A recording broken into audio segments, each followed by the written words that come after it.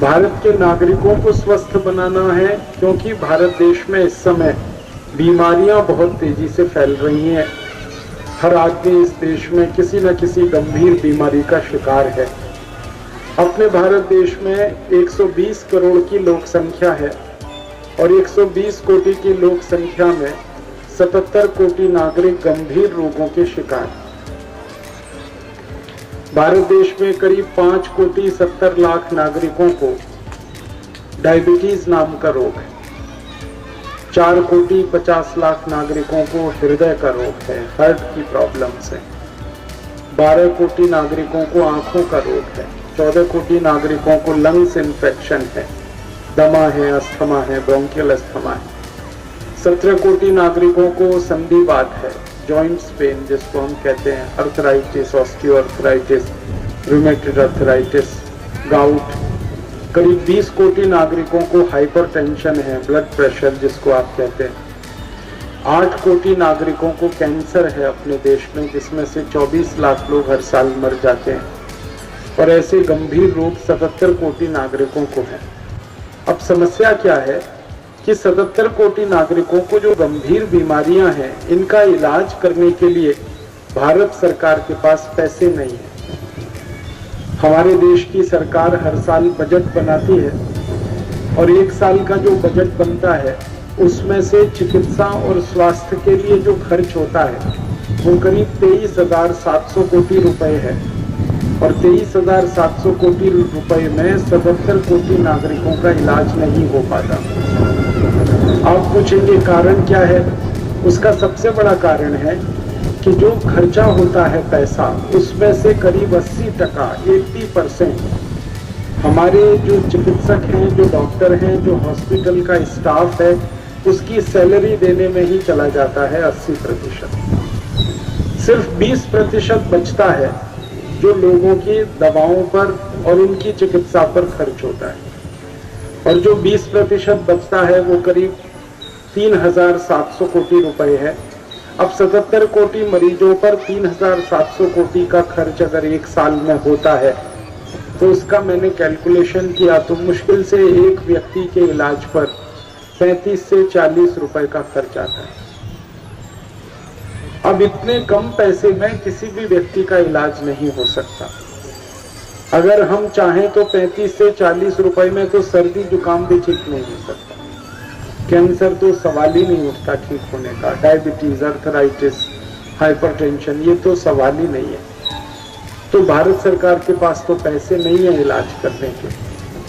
और हमारे देश में फिर परिणाम ये होता है कि नागरिकों को अपने इलाज पर खुद पैसे खर्च करने पड़ते हैं, जिसको हम प्राइवेट एक्सपेंडिचर कहते हैं। और ये खर्चे हर साल करीब 7 लाख कोटि रुपए के होते हैं। भारत के नागरिक अपने इलाज पर, अपनी चिकित्सा पर साल में करीब 7 लाख कोटि रुपए खर्च करते हैं। और ये जो खर्च हम करते हैं, इसके लिए बहुत सारे लोगों को कर्ज लेना पड़ता है, घर बेचना पड़ता है, अपनी संपत्ति बेचनी पड़ती है, घर में जो सोने चांदी के आभूषण दागिने होते हैं वो बेचने पड़ते हैं, तब जाकर लोग अपना इलाज करवा पाते हैं। और सबसे गंभीर बात यह है कि आप जिस इलाज में लाखों कोटि रुपए खर्च करते हैं, उस इलाज में कभी भी आपको परमानेंट रिलीफ नहीं मिलता। जैसे हाइपरटेंशन का हम इलाज करें तो उसमें जब तक आप मेडिसिन खाएंगे तब तक तो ब्लड प्रेशर नॉर्मल होगा। जैसे ही मेडिसिन खाना बंद कर देंगे बीपी फिर बढ़ जाएगा। अर्थराइटिस है अगर आपको, तो जब तक आप दवा खाएंगे आपको दर्द कम होगा, लेकिन जैसे ही दवा आप बंद करेंगे, मेडिसिन बंद करेंगे, दर्द फिर शुरू हो जाएगा। इसी तरह से किसी भी बीमारी में आप अगर देखेंगे तो मेडिसिन जब तक हम ले रहे हैं तभी तक रिलीफ होता है। मेडिसिन बंद करते ही रिलीफ बंद हो जाता है, फिर से परेशानी आ जाती है। कोई परमानेंट रिलीफ हम नहीं ले पाते। कई बार तो हम ऑपरेशन कराते हैं, जैसे एंजियोप्लास्टी हम कराएं, हार्ट की कोई प्रॉब्लम हो, ब्लॉकेज है आपको हार्ट में, आपने एंजियोप्लास्टी कराया, तो एंजियोप्लास्टी से इस बात की कोई गारंटी नहीं मिलती कि आपको हार्ट अटैक नहीं आएगा।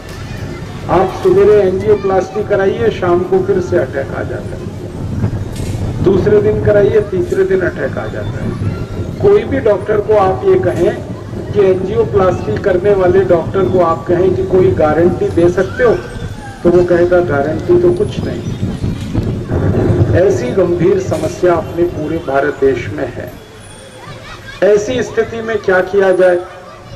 हम जब इलाज करा रहे हैं, परमानेंट रिलीफ हमें नहीं मिल रहा है, सरकार के पास पैसे नहीं है इलाज कराने के लिए, डॉक्टर्स जितने चाहिए उतने हमारे देश में है नहीं, हॉस्पिटल बहुत कम है। सारे भारत देश में इस समय चिकित्सा करने वाले डॉक्टर्स कुल मिलाकर 18 लाख हैं, जबकि मरीजों की संख्या 77 कोटि है। कभी भी वो इलाज नहीं कर सकते मरीजों का। तो ऐसी स्थिति में एक ही उपाय है, हर व्यक्ति अगर स्वस्थ रहना चाहता है, निरोगी होना चाहता है, तो एकमात्र उपाय है कि हर व्यक्ति अपनी चिकित्सा खुद करे, अपना इलाज खुद करे। आप बोलेंगे ये कैसे संभव है? हर व्यक्ति अगर अपना इलाज खुद करे, उसका एक रास्ता है कि वो योग और प्राणायाम सीखे और अपनी बीमारियों को ठीक करने के लिए उसका अभ्यास करे। योग और प्राणायाम एक ऐसी चिकित्सा पद्धति है जो सारी दुनिया में अनोखी है, यूनिक है, और इस चिकित्सा पद्धति का कोई साइड इफेक्ट नहीं है, कोई खर्चा नहीं है। कभी भी कोई भी कहीं भी इसको कर सकता है। करोड़पति है या रोडपति है, सभी मिलकर योग प्राणायाम कर सकते हैं।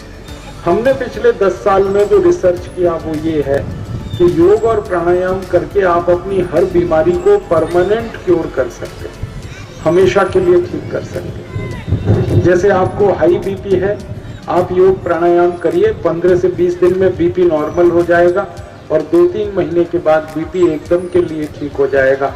फिर आपको कोई मेडिसिन खाने की कभी जरूरत नहीं पड़ेगी।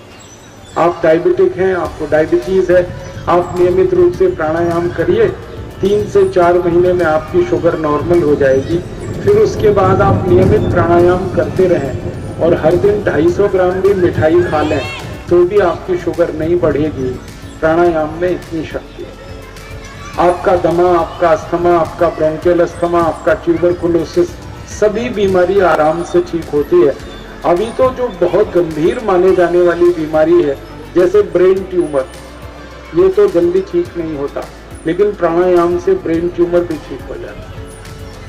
माताओं को, बहनों को जो यूट्रस में ट्यूमर होता है वो भी प्राणायाम से खत्म हो जाता है। ब्रेस्ट का ट्यूमर भी बड़े आराम से डिसॉल्व हो जाता है प्राणायाम की ताकत से। अस्थमा, दमा, ब्रोंकियल अस्थमा बहुत अच्छे से ठीक होता है प्राणायाम से। हमने देखा 140 डिसीज, 140 बीमारियां प्राणायाम से परमानेंट समाप्त होती हैं, हमेशा के लिए क्योर होती है। सर्दी, खांसी, जुकाम, बुखार, टॉन्सिलाइटिस, हाइपरथायराइडिज्म, हाइपोथायराइडिज्म, ये सब बीमारियां आसानी से ठीक होती हैं।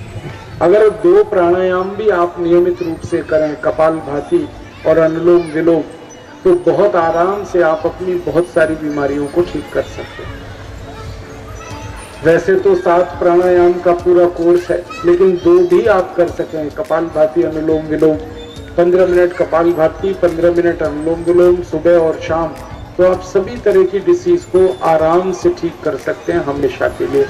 तो मैं आपसे पहली तो ये बात कहने आया कि आप प्राणायाम करें, योग करें और अपनी सभी बीमारियों को ठीक करें।